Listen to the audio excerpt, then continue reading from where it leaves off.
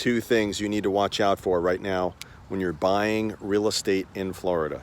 Okay, there's probably several things you need to watch out for, but two additional things. And one thing that I like to talk about is the non-obvious, not the, all right, get a home inspection, get a termite inspection. Those are really obvious things. So that's what I'm going to talk to you about today. Two things. Glenn Stein, Realty Executives here, owner-broker of Realty Executives in the Villages and Ocala. Also coach many agents around the country for the Tom Ferry Real Estate Coaching organization. So two things I want to talk to you about today. The first thing I want to talk to you about is there's something in every Florida real estate contract, as is or non-as is. Number one, when you're thinking about using a home equity line of credit, many people think that, okay, I'm not getting financing, I'm getting a home equity line of credit, and they consider that to be cash. So if you're thinking about doing that, it's okay to do that, by the way, and it makes it look prettier to the seller and the listing agent to do that. But just know that if something goes awry with your home equity line, where you don't get the home equity line, it's not contingent upon financing. So make sure that when you're check marking the box, understand that if you check mark the box of cash, it's also cash or releasing or not including that particular contingency on financing. You're releasing that contingency. So if it does go sideways, for whatever reason, the home equity line of credit goes sideways, you can't get it, doesn't appraise, whatever happens with the bank on the other side, that's not a way to get your money back, right? That may cause some problems there, and you may not be able to get your escrow money back because of that reason. So be real clear with the realtor, the agent that you choose in Florida, that they're really clear about what that is going to mean for you and what the implications are. So get an understanding of that, a little bit of a deeper understanding. That's number one.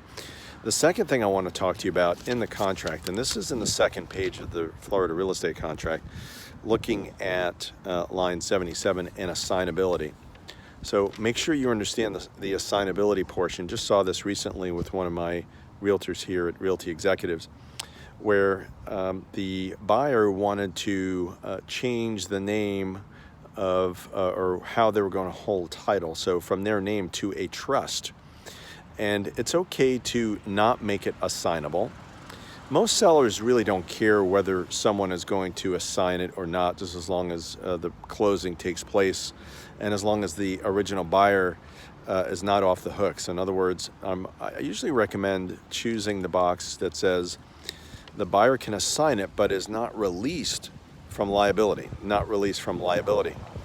And so that gives the seller the comfort and confidence that the buyer is still either going to leave it in their name or they may assign it to someone else, but still what will happen is they're still on the hook, right? They're still liable for whatever money they put down in escrow. And it also gives the buyer flexibility and comfort to be able to change the name. And normally what happens is they're not trying to flip the property or anything like that. Normally what's happening is that they want to add someone to the title, or they want to put it in a trust and didn't realize that it was going to go in a trust.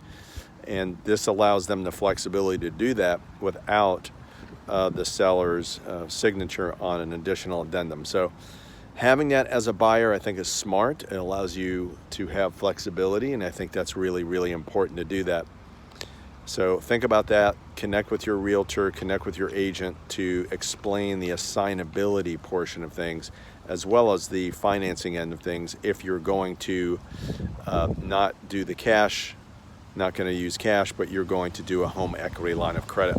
For questions, give me a call, 352-572-3796, 352-572-3796. My name is Glenn, and please subscribe to our channel. Be fabulous anytime I do a video tutorial on anything that's going on in real estate or give you an update, which I typically do on Fridays. You'll get a notification on that. So be looking forward to everybody subscribing or hearing from you if you have any questions. Take care.